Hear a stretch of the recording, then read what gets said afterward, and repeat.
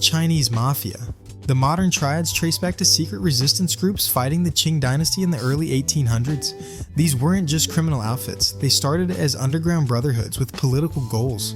But over time, especially in places like Hong Kong, they morphed into full-blown organized crime societies. By the 1950s, there were over 300 of these groups in Hong Kong alone, with membership hitting about 300,000. Today, only about 50 are still active in Hong Kong, and 14 of those are under constant police watch. The biggest names include Sun Yee-on, which has between 25,000 and 56,000 members globally, and the 14K with about 20,000.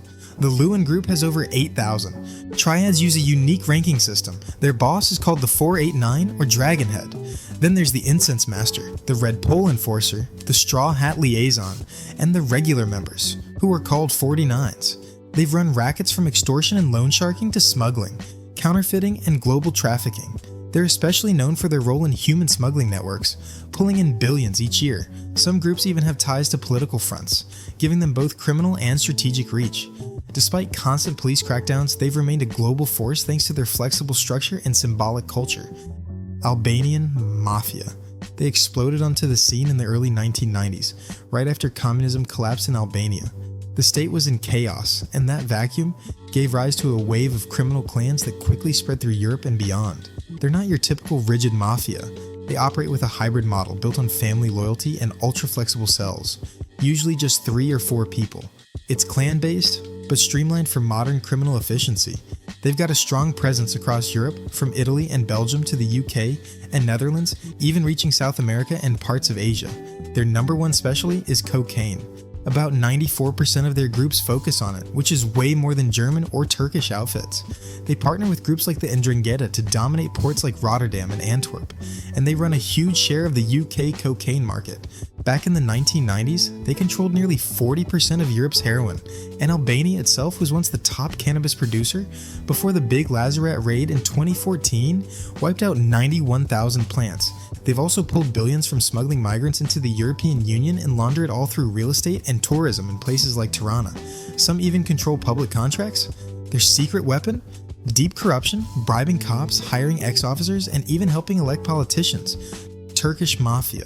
These groups grew out of tight-knit family and clan structures, evolving through the mid-20th century into sprawling networks tied to state power. After the Ottoman Empire collapsed, they blended tradition with New Age criminal entrepreneurship.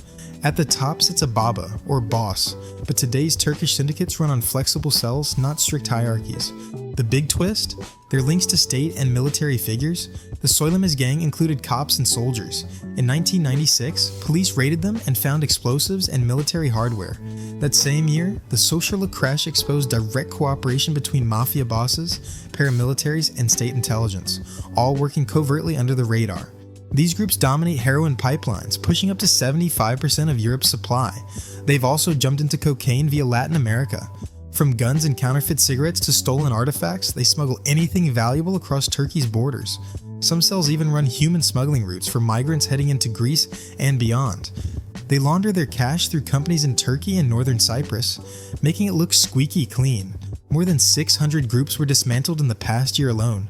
But the violence keeps climbing, especially in cities like London and Barcelona, thanks to turf wars and shrinking supply chains. Despite crackdowns, their deep ties and border access keep them in the game. Nigerian Mafia. These groups didn't start as your typical crime syndicate. They actually came from university fraternities, like Black Axe, which began in 1977 at the University of Benin. It was supposed to be a Pan-African movement, but quickly turned into something far more violent and global. Today, these confraternities act like loose criminal networks, with over 30,000 members spread across Africa, Europe, and the Americas. They don't run with a strict hierarchy. Instead, they operate in fluid cells, shifting roles depending on the job. Someone running an online scam one day might handle logistics the next. Their initiation rituals are intense, designed to force loyalty and silence. Their bread and butter is cybercrime. They're behind tons of business email schemes, romance fraud, and internet scams that rake in billions. Many of these scams run off crypto wallets and burner SIM cards. But they don't stop online. They also traffic women to Europe and have major control over local drug distribution in places like Sicily and Marseille. Operation Jackal 3 in 2024 was a massive international crackdown, about 300 people arrested, over 700 bank accounts frozen, and millions seized. But even with that, these networks remain hard to stop. They're flexible, decentralized, and embedded in migrant communities, often working with or against other mafias on the ground. Mexican Cartels. Right now, these groups control nearly 1/3 of Mexico's entire territory. Yes, that much. They've got between 160,000 and 185,000 active members spread across over 150 organizations. That puts them on par with some of the biggest employers in the country. To keep things running, they bring in around 350 new recruits every single week. Their big shift lately? Synthetic drugs. Cartels have moved hard into fentanyl and meth production. By mid-2025, the DEA had already seized 44 million fentanyl pills and over 65,000 pounds of meth, plus thousands more in cocaine.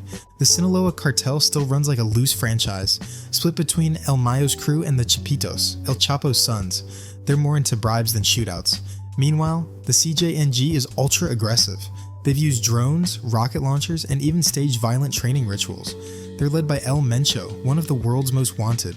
Older groups like the Gulf Cartel, Los Zetas, and La Familia Michoacana still operate too, using everything from religious messaging to military tactics. Many recruit through fake job ads, pulling in desperate people, including ex-cops and ex-soldiers. They also wash money through hotels and tourism, especially in places like Cancun. Even with 10,000 troops deployed, Mexico still struggles to stop the flow. The cartels just adapt faster. If you like this video, please show your support by hitting the like and subscribe button.